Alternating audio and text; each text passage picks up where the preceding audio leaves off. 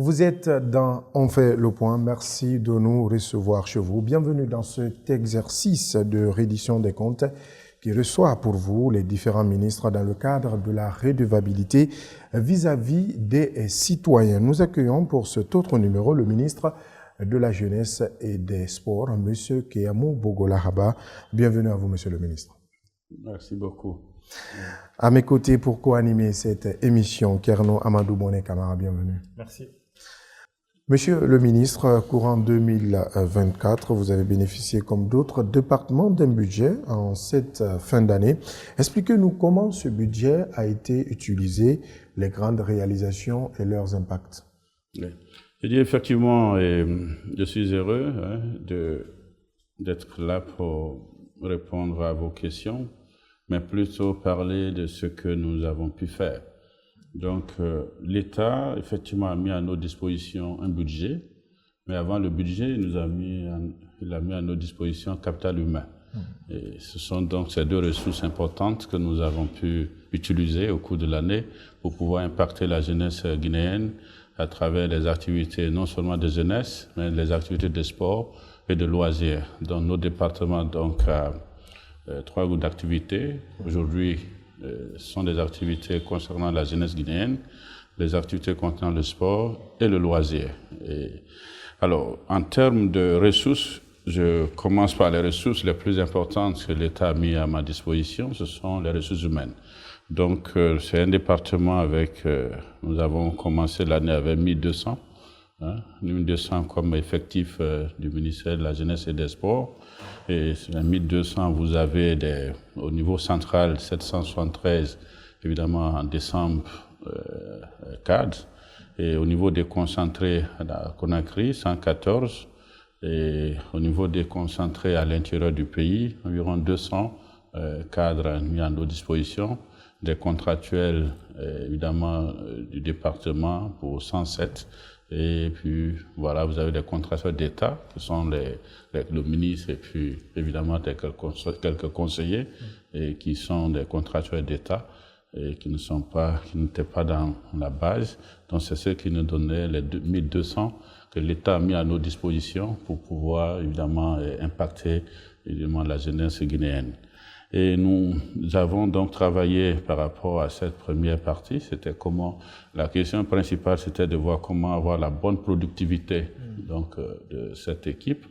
Et nous avons terminé l'année avec 1118, donc ce qui veut dire une baisse de 82 sur la base des réformes que nous avons engagées sur le personnel.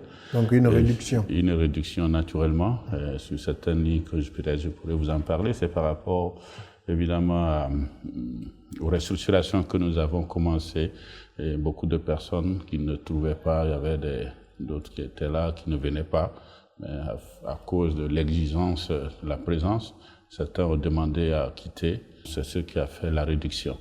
Mais pendant la même période, cette année, à la fin d'année, 22 agents iront à la retraite, ce qui viendra encore diminuer beaucoup plus. Mais pendant le recrutement que le président a bien voulu faire, il y a 142 agents qui ont été recrutés pour le compte du ministère. Et alors, donc, la première ligne de notre budget donc, concerne cette ligne-là, la ligne du personnel. Et donc, au-delà de ce personnel, l'État, naturellement, a mis à nos dispositions des talents. Ce sont les anciennes gloires et l'ensemble des sportifs de haut niveau qui sont aujourd'hui à la disposition de notre pays, aussi bien en Guinée, dans nos clubs et dans nos associations sportives, mais aussi à l'international. Ils sont considérés comme du personnel chaque fois qu'ils sont sélectionnés pour une équipe nationale. Et quand ils sont sélectionnés, évidemment, ils sont traités comme du personnel avec des primes au niveau de la compétition. Soit ils vont à une phase préparatoire et à une phase évidemment de la compétition. Donc, ça fait que notre effectif est donc double. Il y a une partie mobile qui est constituée de nos talents et de nos sportifs de haut niveau et une partie fixe qui sont le personnel de support. Et ces personnels, nous les avons divisés en trois groupes.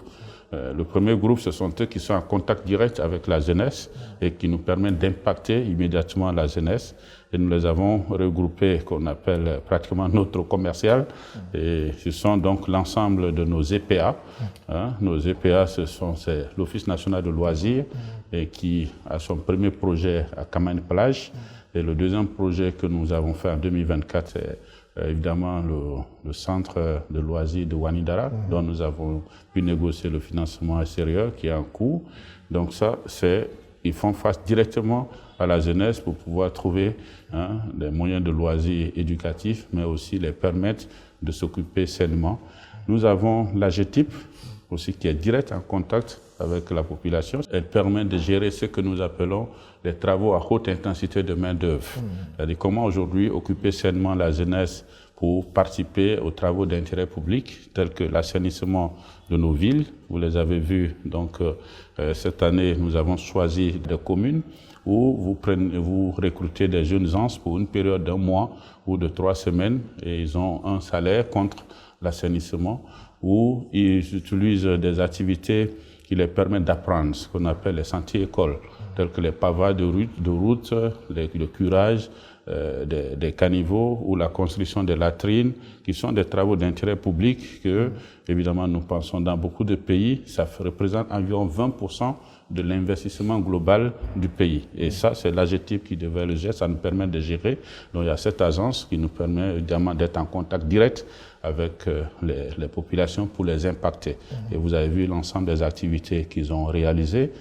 Vous retrouvez par exemple que nous avons formé nous avons mis un programme de 2000 jeunes qui sont des jeunes qui ont fait la maçonnerie, la menuiserie des activités et qui participent, nous les formons et nous les avons divisés, les 2000, en groupes de 10 pour qu'ils créent ce qu'ils appellent des coopératives, des PME, qui pourront être demain des grandes entreprises. Et ces PME, évidemment, nous sommes à la deuxième phase cette année, c'est celle de les équiper. Donc l'année passée, c'était évidemment, ce budget a été utilisé. Ça, c'est l'AGETIP. Vous avez de l'autre côté l'Agence nationale du volontariat. Le volontariat, l'ANVG, nous avons considéré comme évidemment le soubassement de notre engagement citoyen. Parce que dans tous les pays du monde, ce qui permet aux jeunes d'être patriotes, d'aimer leur pays, et de pouvoir travailler, de faire le don de soi, c'est-à-dire de pouvoir travailler au-delà de la rémunération espérée, c'est l'esprit de volontariat. Et si vous construisez une nation qui a évidemment des citoyens engagés vers le volontariat, forcément elle peut avancer. Tu vas voir que les métiers comme l'armée, c'est le volontariat en globalité. Des grands métiers comme fonctionnaire, les salaires parfois sont insuffisants par rapport aux attentes, mais accepter de le faire, il faut ce volontariat. Donc, il y a l'Agence nationale du volontariat que nous avons donc décidé il y a 10 ans, qui était créée, mais qui était dans des situations un peu difficiles. Donc, on l'avons relancée et le focalisé dans des secteurs comme la santé, l'éducation, mais 2024, nous l'avons immédiatement concentré, spécialisé en domaine de la santé, parce que les besoins sont énormes en milieu rural. En milieu rural où nous n'avons pas des fonctionnaires, n'aiment pas partir en milieu rural, et les communautés en ont besoin. Et il y a évidemment des infrastructures qui ont été construites soit par la communauté ou pas par l'État. Ou par, évidemment, des ONG qui ont construit des centres de santé, mais il manque d'infirmiers. Des questions comme la vaccination, la lutte contre le palu ou des maladies diarrhéiques qui peuvent être faites par des infirmiers.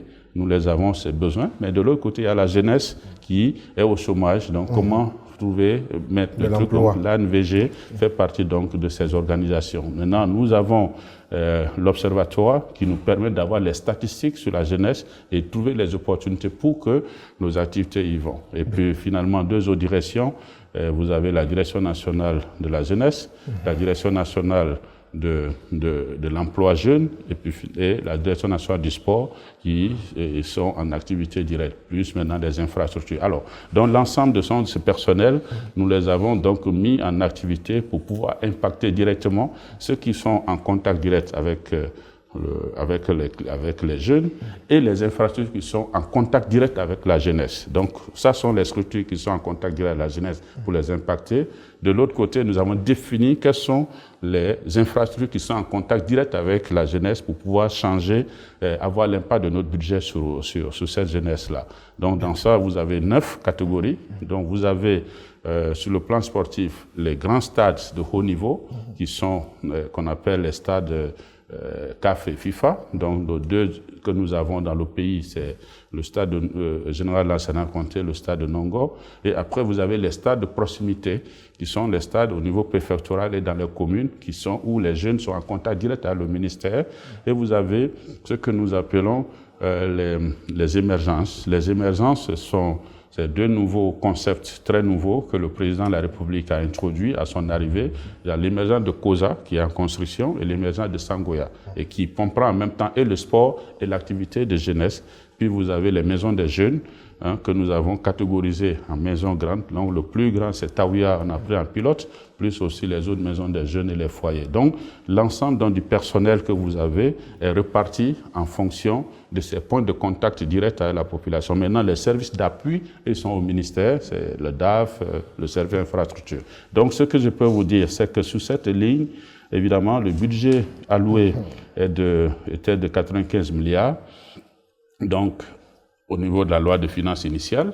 Vous avez reçu combien comme budget cette année? C'est là que je viens. C'est-à-dire donc le global du budget que le ministère a obtenu dans la loi de finances initiale, donc ça veut dire en décembre de l'année passée, c'est de 440 milliards. Vous me suggérez que je laisse les autres chiffres pour que ça soit plus facile dans la compréhension. Plus de 440 milliards. Donc 440 milliards de budget initial. Et nous avons trouvé que ce budget était complètement insuffisant par rapport à ce qu'on avait besoin. Au niveau de la loi de finances rectificative, donc entre avril et mai, nous avons pu obtenir donc une augmentation autour de 32%. Et donc nous avons terminé la loi de finances avec un budget de 587 milliards. Okay. Donc, c'est-à-dire clairement, les ressources, total 787 milliards.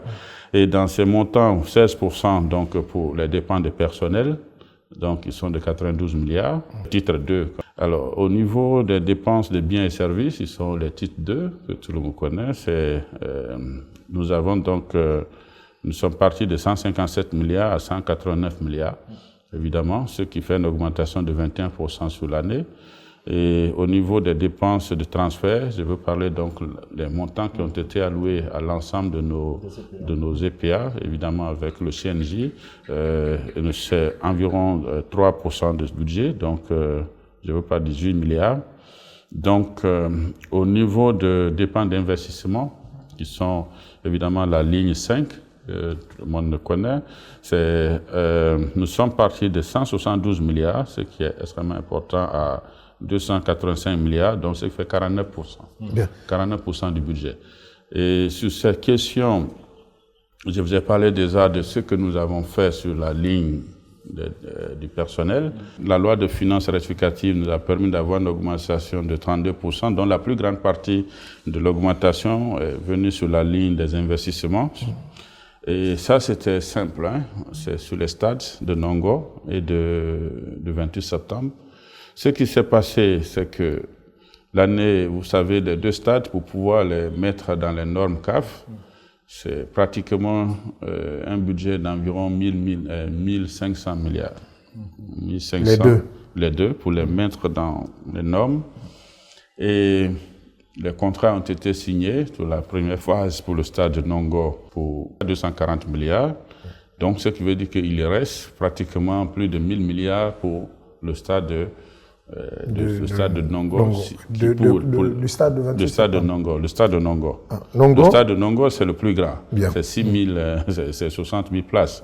Et ce stade, évidemment, malgré tout ce que vous avez, il y a la modernisation qui exige beaucoup de choses, beaucoup d'ascenseurs, remettre les 2 vestiaires d'un côté, et vous devez remplacer pratiquement tous les sièges que vous avez, et il fallait aussi que les sièges correspondent aux normes ergono de telle sorte que quand quelqu'un est assis, ses genoux ne le dérangent pas pendant ces 2 heures. Donc, ces travaux qui sont des travaux très difficiles, minutieux à faire.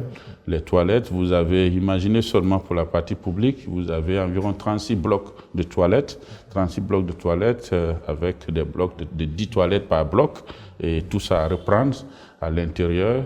Les ascenseurs qui n'existaient pas parce que c'est en hauteur, aussi bien pour l'espace presse, VIP et autres, et prévoir aussi des espaces qui peuvent correspondre vraiment ou permettre même à des hauts cadres, des ministres, des présidents de venir. Donc tout ça, ça faisait ce budget-là. Mais malheureusement, l'année dernière, sur la ligne, ils avaient été inscrits que 21 milliards. Alors c'était très compliqué, qu'ils ne pouvaient même pas permettre de payer aucune avance de démarrage. Alors, l'avant de démarrage seulement pour le stade du 28 septembre, l'avant de démarrage seulement fait 120 milliards, c'est-à-dire les 20% de celui du 28 septembre. Et que vous avez un budget global, y compris la supervision, de 21 milliards. Donc on ne pouvait même pas démarrer normalement, dans les conditions normales, le 28 septembre. Et de l'autre côté, c'était pratiquement la même situation. Donc ce que nous avons fait quand nous sommes arrivés au mois de mars, c'était donc de faire un plaidoyer pour dire, comme c'est inscrit sur le budget national, parce que c'est le BND qui doit financer ces 2 projets malheureusement, c'est-à-dire que nous qui prenons en charge, nous avons donc plaidé de telle sorte que nous puissions avoir évidemment, ne serait-ce que l'avant de démarrage pour permettre aux entreprises de démarrer. Et c'est ce qui a fait cette augmentation entre la loi de finances initiale et la loi de finances rectificative autour de 113, le total net 113 milliards. C'est ce qui a fait la plus grande partie de l'augmentation. La deuxième grande augmentation du budget entre la loi de finances initiale et la loi de finances rectificative est venue évidemment de la ligne du titre 2, par rapport à notre engagement au niveau de la CAN. C'est-à-dire que notre pays était qualifié pour la CAN Côte d'Ivoire 2024. Et le budget qui a été dépensé, c'est autour de 119 milliards, d'environ 120 milliards pour cela. Justement, pour la CAN, simplement, vous parlez de 119 milliards. Autour, disons. 119 milliards, 817, 813, 637 comme budget. Et ce qui a été engagé, c'est 104 milliards et évidemment qui a été payé avant. D'ailleurs, que ça, c'était en janvier, avant d'ailleurs que nous prenions fonction.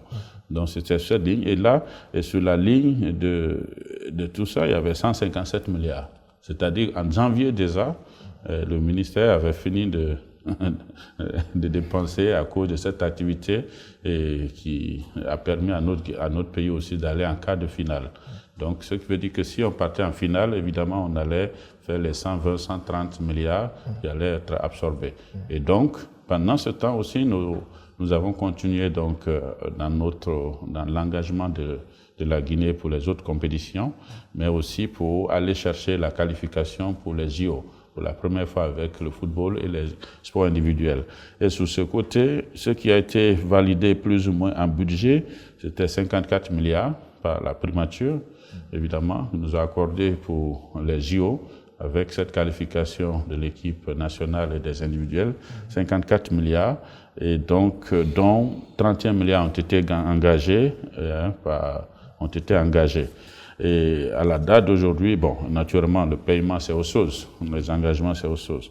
Donc, les autres qualifications, telles que la qualification pour, évidemment, la Coupe du Monde, où il y avait 2 matchs à jouer au cours de l'année en Algérie et contre aussi Mozambique, mais aussi les 6 matchs pour la qualification pour la CAN Maroc, mais aussi la participation des équipes des catégories inférieures, telles que les U17, les U15, les U23, plus aussi l'ensemble des autres disciplines, parce que nous en avons 40 et nous avons autour de 40 disciplines.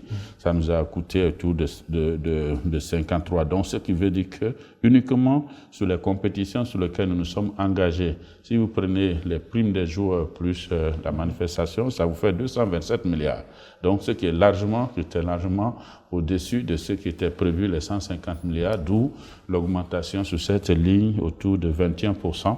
En termes d'engagement, ce qui a été fait, malgré que nous avons fait la rationalisation de la participation en compétition, mais cela était nécessaire pour non seulement le repositionnement international de notre pays, parce que ces dépenses-là, évidemment, ce ne sont pas des dépenses forcément de la jeunesse, mais ce sont des dépenses de souveraineté, ce sont des dépenses de repositionnement international, c'est des dépenses qui permettent de la diplomatie sportive. La diplomatie sportive aujourd'hui, c'est elle qui permet qu'à ce que notre hymne national puisse passer évidemment en chantier dans les grandes compétitions, nos drapeaux puissent être levés chaque fois que nos équipes jouent. Donc ça, c'est cette ligne qui est importante. Donc ce qui veut dire qu'il fallait chercher à avoir une augmentation de budget. Nous avons eu 21%, ce qui n'était pas suffisant.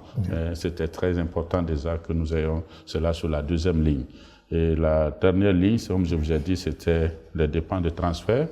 Voilà, et les dépenses de transfert. Donc, ce que je peux vous dire par rapport à ces impacts, c'est que, au niveau seulement de notre participation, nous avons eu la plus grande visibilité que la Guinée n'a jamais connue au niveau international par rapport au sport. Je vous le dis, et ça c'est par exemple le président de la FIFA qui nous a dit, il a dit, écoute, la Guinée en jouant contre l'Indonésie, toute l'Asie vous a regardé, parce que pour pouvoir se qualifier pour les Jeux Olympiques, oui, je parle des JO seulement, oui, ça c'est la compétition mondiale auquel nous avons participé, parce que nous n'avons pas fait des compétitions africaines, mais la compétition qui était worldwide, c'était mondiale, c'est les JO. Donc, pour se qualifier, nous devions jouer contre l'Indonésie, qui était le seul représentant de l'Asie, avec 15 équipes qualifiées. Et donc, il fallait une équipe africaine ou asiatique pour compléter à 16. Donc, en jouant contre l'Indonésie, c'est toute l'Asie qui nous a regardé la Guinée, ce match-là. Et nous avons, quand nous sommes qualifiés, nous avons joué contre les États-Unis. Donc, ça fait que toute l'Amérique nous a regardés. Nous avons joué contre Nouvelle-Zélande, toute l'Océanie a regardé. Nous avons joué contre la France, et c'était toute l'Europe et le pays organisateur qui nous ont regardés. Donc, en termes de visibilité, vous avez eu l'une des meilleures visibilités au monde. Et vous-même, vous l'avez constaté, parce que nous l'avons fait en partenariat avec le ministère de la Culture. Le ministère de la Culture, parce que la culture, les talents sportifs, ce sont des stars qui vendent l'image. Mais au-delà, vous avez les talents, nous avons des stars au niveau de la culture. Donc, ceux-ci aussi ont été mis en avant en France pendant ces moments-là. Et nous étions l'un des pays, en termes de participation, qui a participé presque à tous les événements, y compris avec nos acrobates qui ont constitué les 70% de l'équipe des acrobates qui ont fait la finale. Et ça, c'était, en termes d'impact, ce montant, bon, mais là, vous verrez que le peuple vérifie l'impact en termes de résultats sportifs, mais nous, en tant qu'État, nous avons les résultats sportifs, mais nous travaillons beaucoup plus sur la visibilité internationale, parce que ces budgets, on ne parle pas pour ces budgets, on cherche des talents, et ces talents-là, c'est pour qu'ils soient des ambassadeurs de notre pays. Donc l'impact de ce budget sur cette ligne, je peux dire qu'elle a été au maximum, et vous êtes des hommes des médias, vous pouvez l'évaluer pour savoir qu'est-ce que la Guinée a connu en termes de connaissances sur ça. Bien, vous suivez à l'instant votre émission, on fait le point avec... Pour inviter M. Kéamou Bogola-Haba, ministre de la Jeunesse et des Sports. Tout à l'heure, nous allons passer à cette deuxième phase qui est le face-à-face.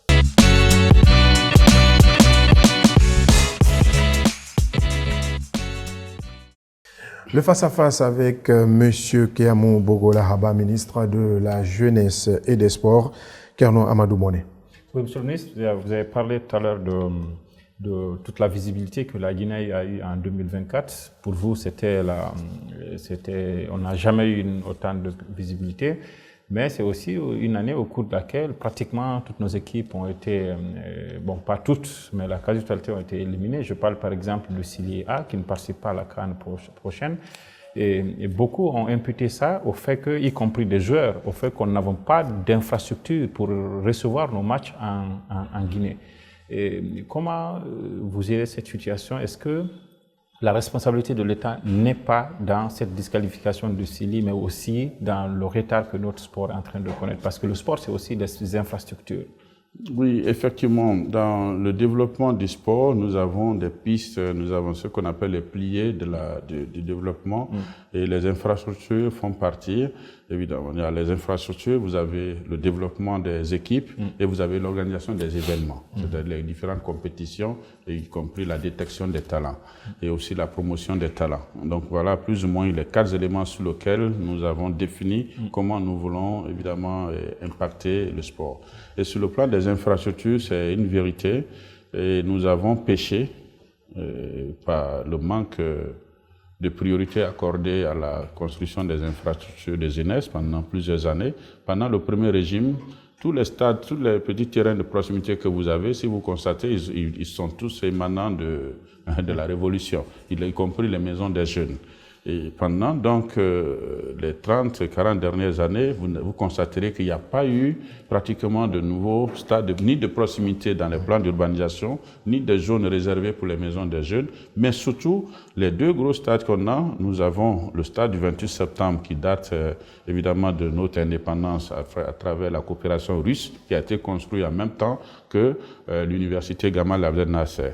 Et vous avez la coopération chino-guinéenne qui nous a permis au temps de Lansana Conté, évidemment, de construire le stade de Nongo, mais qui n'a jamais été homologué en réalité, ce stade de Nongo, vu tout ce que vous connaissez dans le passé. Donc en réalité, si vous prenez, depuis que le football s'est modernisé avec la CAF, qui met des exigences, nos 2 stades n'ont jamais répondu aux normes.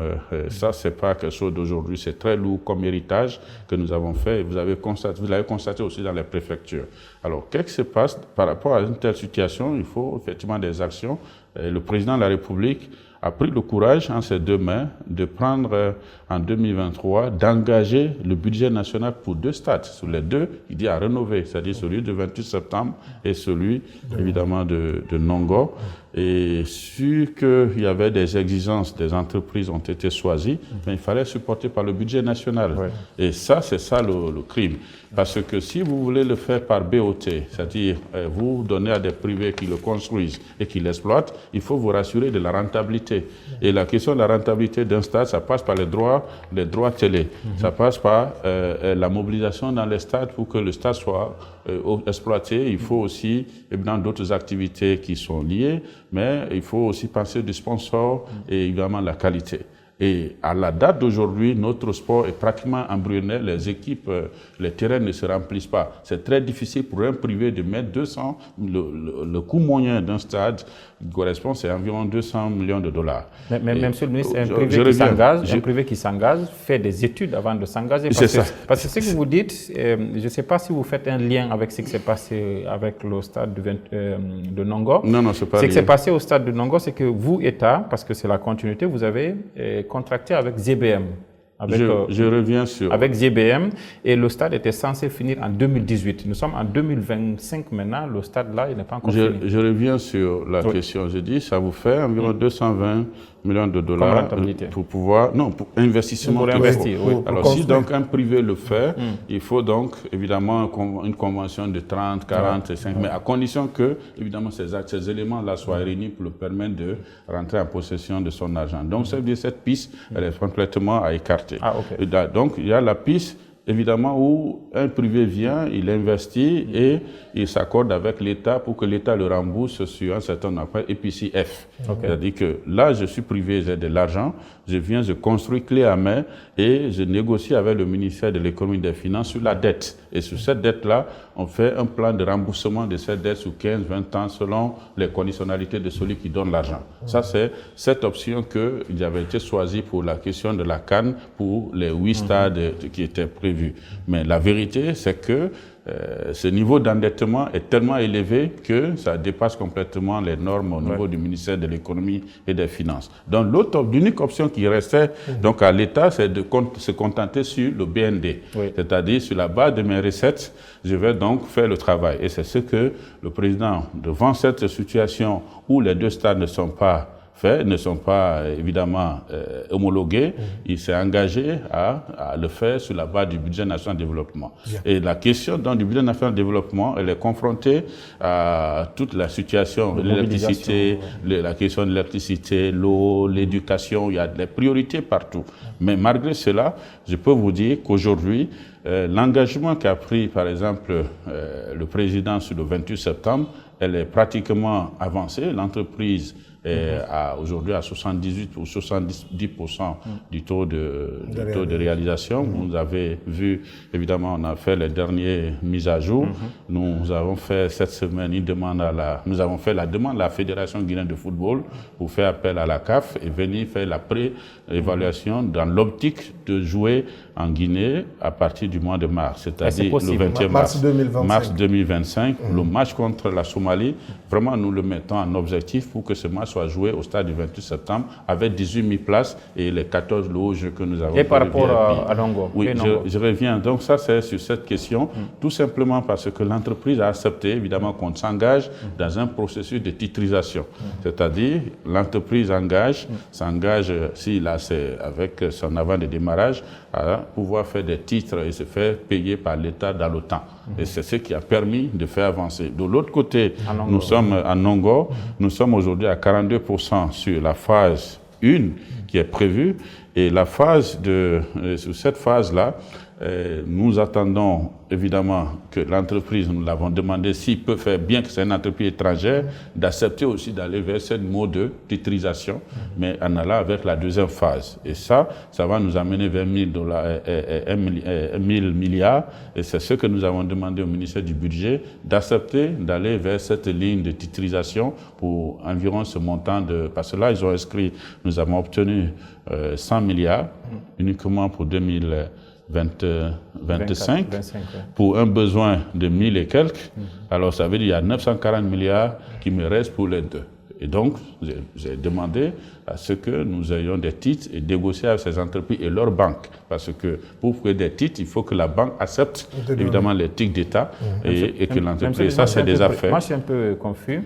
Quand vous parlez du stade du 28 septembre, vous donnez de l'horizon, vous dites il se peut qu'en mars 2025, nous jouons au stade du 28 septembre. Il n'y a pas il se peut. Je rassure que selon le niveau d'évolution que nous avons, maintenant, le reste dépendra de la fédération et de la CAF qui viendra nous dire qu'est-ce qu'il nous faut, parce que le gazon déjà, vous avez vu, c'est la pelouse à pousser et les génies civils les génies civils. Non, ça c'est une bonne nouvelle. Je sais que je dis ça, c'est une bonne nouvelle, et c'est à votre honneur. C'est de demander maintenant par rapport à Nongo, parce que là, vous dites, on est en train de voir, on a demandé aux finances. Est-ce que ça veut dire que le stade de Nongo pourrait ne pas finir en 2025? Non, le stade de Nongo, je suis certain, avec vos soutiens, avec le soutien du Parlement, du ministère de l'économie et des Finances et de tout le gouvernement, le stade de Nongo pourrait être disponible vers la fin d'année. Pourrait être vers la fin d'année, oui, parce que la contrainte budgétaire est trop. Vous l'avez vous-même constaté.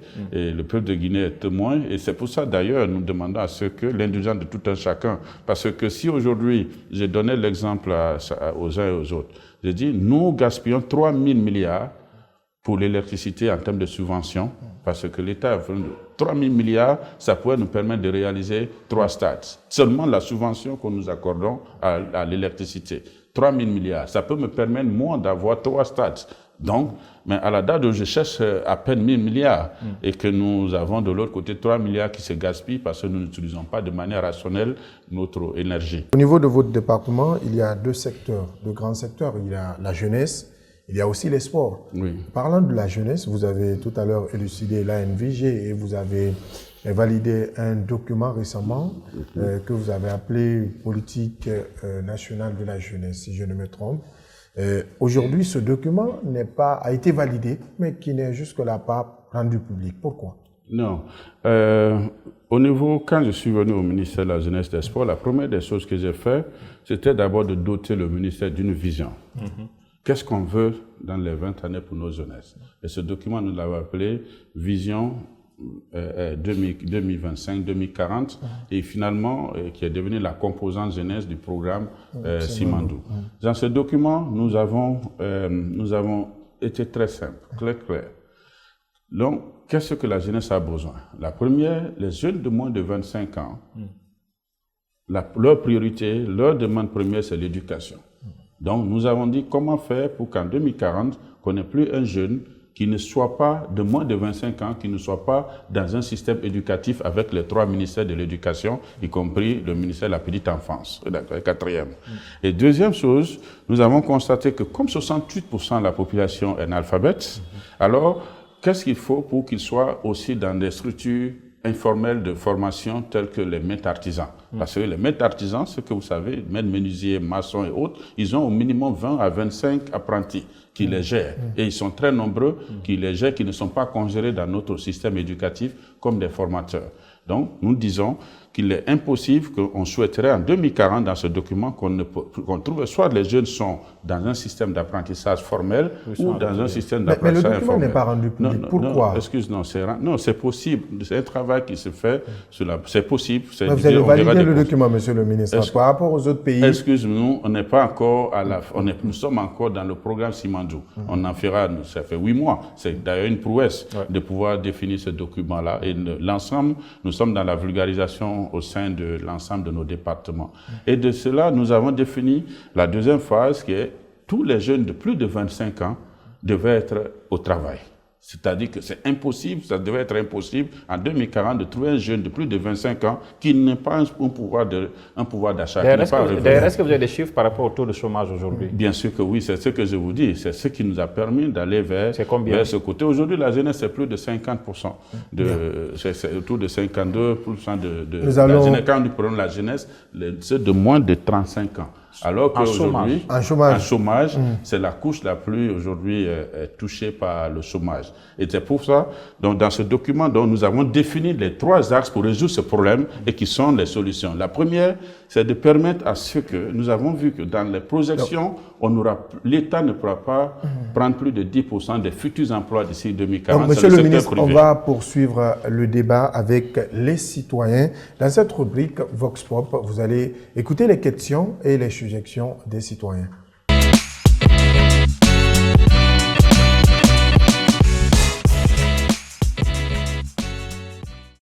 Bonjour, je suis M. Ba Omar Paté, volleyeur de l'équipe de Sumba de Dubreka. Monsieur le ministre, êtes-vous imprégné de la situation du volleyball en Guinée? Si oui, quelle est votre part pour la résolution de ce conflit qui est en train de gâcher plusieurs carrières à cause des guerres d'ego des membres de nos fédérations? Nous ne le méritons pas, nous. Et j'ai bien envie de savoir quelle année et où en sommes-nous par rapport au département sur cette situation. Monsieur le ministre, à présent, savez-vous qu'une équipe est en train d'organiser un championnat national, malgré les maigres moyens qu'ils ont? Là, présentement, je suis à Dixine, au stade du 28 septembre, pour participer au championnat national. Monsieur le ministre, je vous invite à venir donner votre point de vue par rapport à toute cette situation. Je réponds au nom de Ousmane Gawara, je suis basketteur, je loge à Madina. Moi, la question que j'ai à vous poser, monsieur le ministre, quand est-ce que nous les basketteurs, nous aussi, nous allons avoir des terrains de basket? Parce qu'actuellement en Guinée, les infrastructures sont basées au niveau du football. Nous voulons aussi avoir des terrains de basket et avoir des compétitions dignes de nom. Et quand est-ce que vous allez penser à nous? Bonjour tous, c'est M. Silla, ministre des Sports. Je voulais demander juste pourquoi la Guinée ne joue pas à domicile. Pourquoi on n'est pas au stade? Aidez-nous, même si c'est un petit stade, même si c'est un stade qui présente à moins 50 000 places, à moins. Parce qu'on a entendu vous payer 120 millions de francs CFA pour jouer en Côte d'Ivoire. En Maroc, vous payez plus que ça. Mais pourquoi un pays comme la Guinée, depuis l'indépendance, on n'a pas de stade homologué? Avec tous les recherches qu'on a, on a des mines, on a des or, on a des diamants. Monsieur le ministre, il faut nous dire pourquoi les Syriens ne sont pas au domicile. Oui, effectivement, ils ont raison. Nous avons une quarantaine de disciplines. Et par les éléments, au-delà des ressources que nous avons dit, nous avons aussi hérité de beaucoup de crises dans les fédérations, et dont la fédération de football, qui venait juste de sortir d'une crise de plusieurs années, et nous continuons d'ailleurs de vivre les conséquences de cette crise, parce que le bureau actuel n'a même pas fait un an, et à l'intérieur il y a beaucoup de difficultés que nous tentons de gérer. Et il y avait aussi le basketball qui était en crise depuis plus de 15 ans, et nous sommes focalisés pour résoudre cette crise. Alors aujourd'hui, c'est chose faite, et nous l'avons fait en collaboration avec FIBA Afrique et FIBA Monde, et j'ai eu beaucoup de réunions à Paris avec FIBA Monde et FIBA, et la crise, nous pouvons dire que c'est déjà résolu. Notre dernière participation, c'était la Coupe du Monde de U17 en Turquie. Le volleyball, ils ont raison, cette crise aussi a duré, et nous avons eu des bonnes rencontres qui ont permis de calmer un peu les jeux, et qui a permis d'ailleurs à la fédération d'avoir les premiers soutiens du volley international avec notre intervention. Et ceci dit, il faut respecter, nous travaillons pour que les élections puissent se tenir et qu'il y ait un consensus. Mais ce qui est très important, c'est que les crises viennent de partout. Nous avons des fédérations qui sont quand même aussi, qui ont renouvelé leur bureau de manière, on insiste là-dessus. Le handball aujourd'hui, ça va bien, le karaté, vous avez tous suivi aussi le judo, ça s'est très bien passé. Nous avons renouvelé les instances et nous continuerons progressivement les sports de combat comme les sports individuels, des sports comme le tennis, le cyclisme, la natation. Ils ont tous des structures, mais maintenant le soutien aussi, parce qu'ils ont posé comment aussi soutenir évidemment ces compétitions. Oui, nous faisons tout nous avons ce qu'on appelle un plan programme annuel qui est établi et qui nous permet de s'accorder à la fédération quel type de soutien nous pouvons les apporter. Mais il faut le reconnaître que dans le budget que vous avez présenté, 99% du budget est alloué à l'international. Et le local n'a jamais eu de budget pendant plusieurs années. Et c'est ce que nous avons pu faire pour les 10 premières disciplines. Nous avons choisi quand même cette discipline, tel que le football, où nous avons appelé les communautés à pouvoir s'engager. Et cette année, pour le football, ça a beaucoup marché. Les gouverneurs, les préfets, les maires, et évidemment les ressortissants se sont mis de telle sorte qu'ils puissent lancer dans toutes les préfectures le football à la base. Ça a permis de faire l'animation qui continue aussi. Donc nous allons faire la même chose pour le volley. Pour les infrastructures, ils ont raison. Nous avons plan pas seulement pour les baskets, mais tous les sports de main. Nous avons travaillé de telle sorte que tous les centres que nous avons, les émergences dont je vous ai parlé à Conakry, l'émergence de Kosa et l'émergence de Bambeto, de Sangoya, ils seront disponibles en 2025. Et ça, l'ensemble des disciplines y sont. Nous avons des stades de proximité que nous avons engagés. Nous avons engagé que les sports de main aussi suivent. Ça, Tougué, Mali Yembere, et puis Guéguédou et Kérouané. Et nous avons lancé un programme pour les 33 préfectures. Et ça nous fait, ça fait que, excusez-moi que je le dis, c'est encore 1400 milliards qu'il faut pour doter chaque préfecture de la Guinée, ne serait-ce que d'un stade préfectoral pour la reprise de ce que nous appelons les équipes préfectorales, parce que pour relancer le sport à la base, il faut absolument que ce soit des équipes qui sont des équipes de préfectures, de communes et auxquelles les populations adhèrent. Donc avec 1000 milliards, on peut avoir un stade de proximité dans chaque préfecture. Nous avons prévu, oui, ça fait environ 10 milliards par préfecture, plus les 14 communes de Conakry. Nous avons proposé que cela soit. En même temps, nous avons demandé qu'il y ait des auberges, au moins ne serait-ce que de 60 places qui sont des auberges pour héberger. Parce qu'aujourd'hui, le préfet qui reçoit les sous-préfectures, il ne sait pas où loger les gens. Ou les gouverneurs qui reçoivent les autres préfectures, il ne sait pas. Il utilise les universités ou les camps.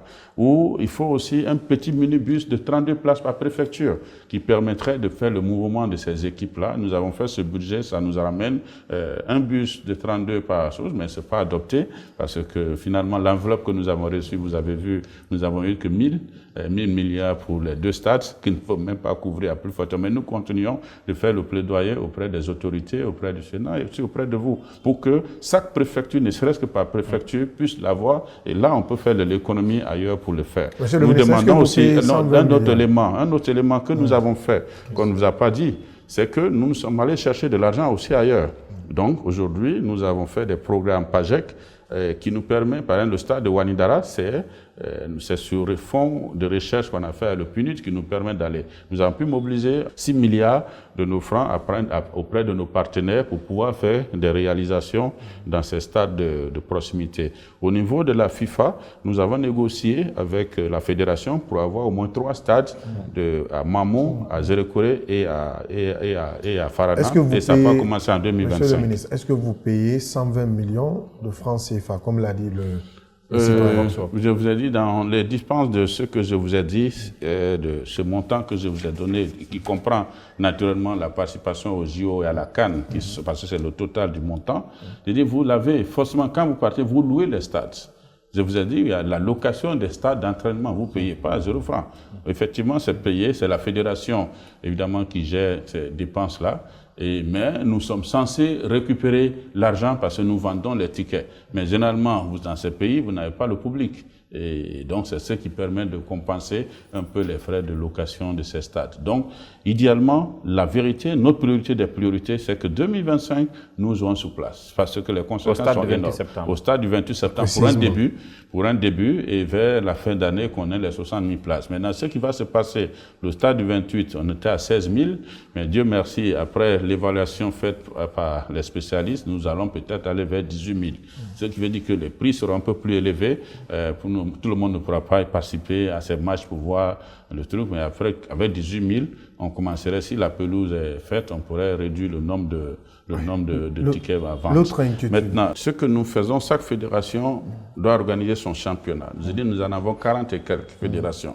Chaque fédération, aujourd'hui, maintenant, au moment que je vous parle, la fédération de karaté, je crois, devait lancer son championnat au stade du 28 septembre jusqu'au 28. Et ça, c'est l'une des fédérations aussi qui a beaucoup d'adhérents, vous n'en parlez pas trop, mais en termes d'adhérents et d'impact sur les jeunes, ce sont des sports de combat qui permettent aux jeunes d'avoir le self-control. Et là, ils font beaucoup plus. Maintenant, le football. Oui. Alors, le football est censé pouvoir aussi organiser. La fédération est censée organiser ces compétitions. Dans beaucoup de pays, c'est subventionné. Mais vu le niveau que nous avons, ils doivent chercher des sponsors. Ils ont un sponsor, et évidemment, Guico Press et Orange, je crois, qui sont les sponsors. Et donc, l'idée globale, c'est qu'il y a des discussions avec leurs accords. Ils sont en train de voir dans quel cadre. Et nous, la réforme importante que nous sommes en train de vouloir faire, c'est que, comme nous avons dit ces montants, nous voulons créer Guinée Sport. Guinée Sport qui va s'occuper de ce branding international et qui va prendre toute cette question-là en place et qui pourrait aussi participer au sponsoring. Une agence étatique qui s'occupe de sponsoriser l'activité sportive. Ça serait extrêmement important pour nous. Est-ce que c'est cela l'idée? Oui, c'est de cela l'idée, parce que l'État, tout cet investissement que l'État fait, je dis, c'est pour le marketing international du pays. Et d'où proviendront les ressources de Guinée Sport? Dans les conditions normales. Aujourd'hui, c'est l'argent, donc ça permet de vous poser de cette question de l'autre.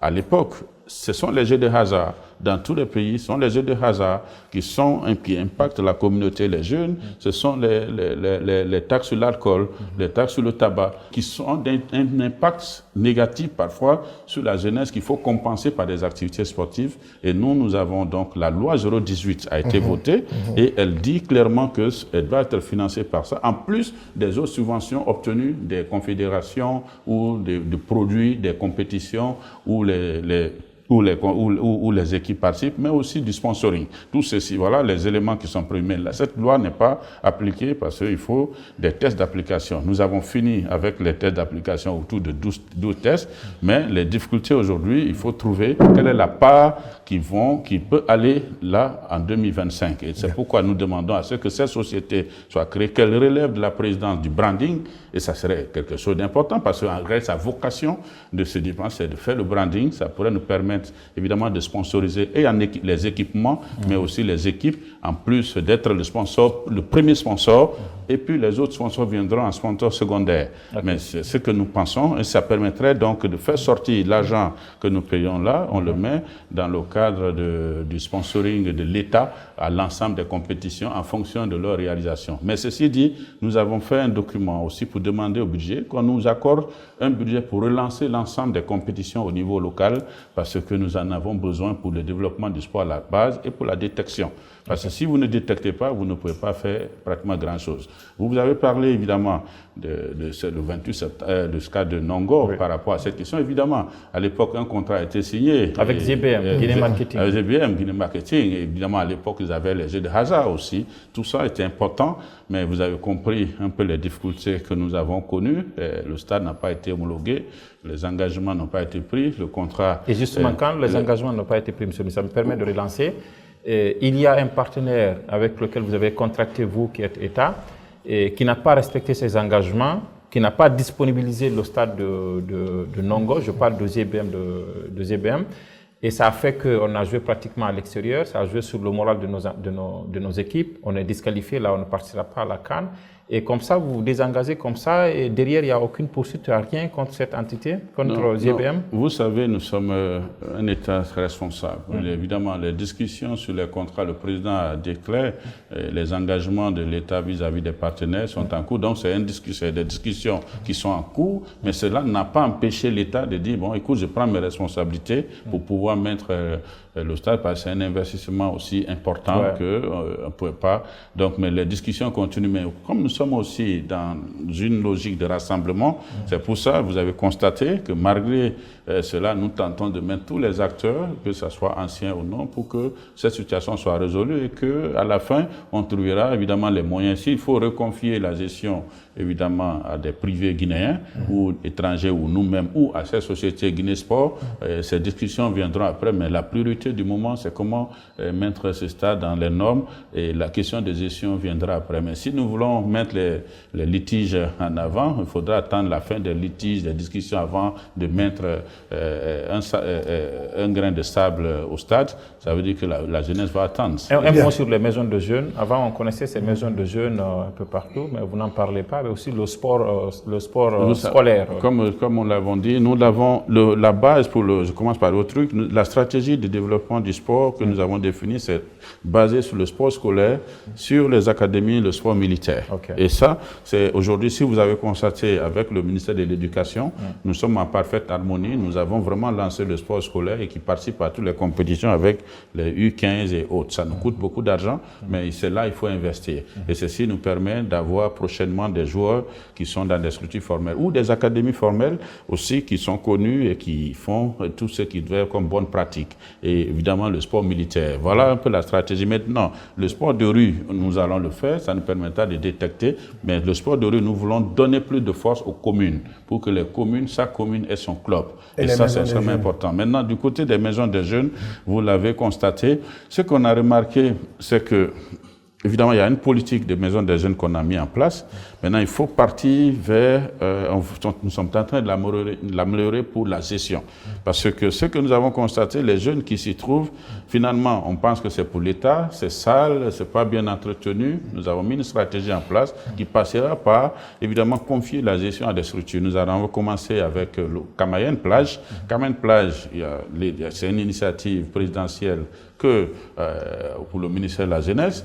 Nous avons fini l'investissement et nous avons passé la gouvernance, évidemment, à une société privée, en accord qui va le faire. Les maisons des jeunes, nous allons aussi passer comme ça pour des jeunes entreprises, des PME vont commencer à participer à la gouvernance, mais en respectant forcément ce que nous avons défini comme politique de la jeunesse dans ces maisons des jeunes. Oui, monsieur le ministre, la suite de la plainte de la Guinée formulée contre la Tanzanie pour les éliminatoires de la CAN, est-ce que vous avez une réponse à donner au peuple de Guinée, vos perspectives pour 2025 et votre mot de fin? Il y avait aussi les enquêtes que vous aviez annoncées suite à l'élimination de notre équipe, suite à la plainte du Sénégal. Là, voilà, on commence par la plainte. Un des éléments de nos développements du sport, c'est celle de défendre aussi la Guinée. Vous savez, au niveau international, c'est du lobbying, ce sont des structures, ce sont des associations et autres, et chacun défend son intérêt. Malheureusement, aujourd'hui, il se trouve qu'aujourd'hui, la Guinée n'est pas représentée dans aucune instance aujourd'hui de la Confédération africaine et de la FIFA, même dans les commissions. Donc, dans cette situation où vous êtes, forcément, des petits problèmes, il faut vous battre de telle sorte que, sur le plan juridique et sur le plan également de la défense, vous montrez que vous existez. Et c'est ça qui fait que quand vous êtes brimé, comme ce qui s'est passé, nous sommes dans notre obligation de soutenir la fédération pour que la Guinée parte haut et fort, même quel que soit l'impact. Donc, aujourd'hui, la plainte a été évidemment actée. La fédération me disait à ce niveau nous avons été déboutés, mais sans motif, parce qu'ils attendent les motifs, parce qu'il ne faut pas dire que, évidemment, vous êtes déboutés, mais sans dire pourquoi. Si la forme est acceptée, mais le motif qui fait qu'on ne peut pas appliquer, nous connaissons un peu la pression sur les organisations, instances, parce que si aujourd'hui vous sanctionnez notre ami de la Tanzanie, il ne va pas participer à la Coupe ni au Maroc, ni également à la Coupe d'Afrique qu'elle organise, parce que c'est 2 compétitions, je comprends tout ça, mais il faut motiver pour qu'ensemble on puisse défendre. Donc je pense que nous allons continuer la défense. Il y a le recours qui est prévu, évidemment à la tâche. Je ne sais pas ce que la fédération va décider. Nous les encadrons et nous les poussons à ce qu'ils défendent les intérêts de la Guinée. Ça, c'est extrêmement important. Les enquêtes maintenant, par rapport à disqualification. ce sont des enquêtes qui sont extrêmement importantes. Vous avez aujourd'hui le sport, il y a ce qu'on a, l'un des niveaux les plus élevés, c'est la médecine du sport. La médecine, le sport de haut niveau demande à ce que vous ayez des équipements dignes de nom. Aujourd'hui, l'IRM, pour te dire quel est cet enfant, il a tel âge, 17 ans, et c'est très difficile. En Afrique, on considère que les âges sont truqués, et dans ce cas, la CAF a validé l'IRM comme la méthode, mais dans notre pays, il faut qu'on ait quand même des IRM, notre médecine du sport, et on n'avait que la Caisse nationale. Donc cette question, l'enquête va nous permettre de retrouver qu'est-ce qu'il faut.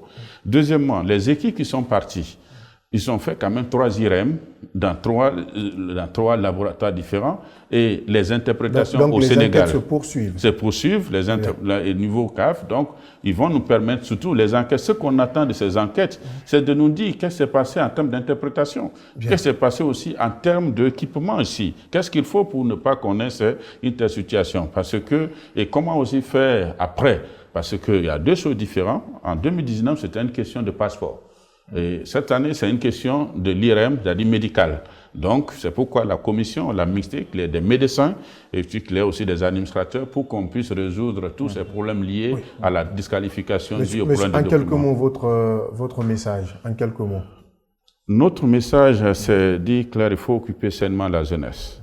Et pour occuper sainement la jeunesse, il faut les occuper utilement. Et ils sont occupés. Ils ont de l'énergie, il faut savoir encadrer ces énergies. Et pour le faire, ils ont 24 heures par jour, et dont 8 heures de sommeil à la maison, 8 heures à l'école, ça leur reste peut-être 8 heures ou 10 heures qu'il faut occuper. Ils occupent aujourd'hui avec l'Internet, c'est-à-dire ici, ce temps, alors il y a une compétition énorme entre leur temps d'occupation, par exemple des réseaux sociaux, et le temps de l'activité physique. Il faut donc trouver à les amener vers le sport pour au moins prendre 2-3 heures de leur temps. Il faut les amener des activités de loisirs, il faut les amener vers des activités culturelles et récréatives et permettre à ce que nous n'ayons pas une jeunesse qui ne soit pas occupée. Et là, c'est extrêmement important. Donc, dans cette situation-là, nous avons mis aussi la transversalité de la jeunesse au cœur de l'actualité, des priorités du gouvernement. Parce que la question de l'emploi, elle est transversale. La question de la jeunesse est transversale. La question de l'éducation est transversale. Et chaque fois que la jeunesse, on ne s'occupe pas d'elle, elle s'occupe de nous. Et si elle s'occupe de nous, généralement, nous sommes obligés de les suivre dans ce qu'ils entreprennent. Plutôt faire le contraire, mettre de l'argent pour la jeunesse, pour les orienter, pour que les 24 heures de l'enfant soient contrôlées par la famille, par l'État, par les écoles et par les structures scolaires et les structures communales d'encadrement de la jeunesse. Mais si aujourd'hui nous ne faisons pas cela, vous aurez que l'école seule qui s'occupe et tout le reste, l'enfant est abandonné, le jeune est abandonné à lui-même et nous subissons les conséquences. Merci, monsieur le ministre. Je rappelle que vous êtes monsieur Kerbou Bogola Haba, ministre de la Jeunesse et des Sports. Merci. Je vous remercie. Merci, Kerno Amadou Mone. Merci. Merci à vous, téléspectateurs, aux équipes techniques. Ça n'est terminé pour cet autre numéro de votre émission On fait le point. Grand a été le plaisir pour nous de vous servir.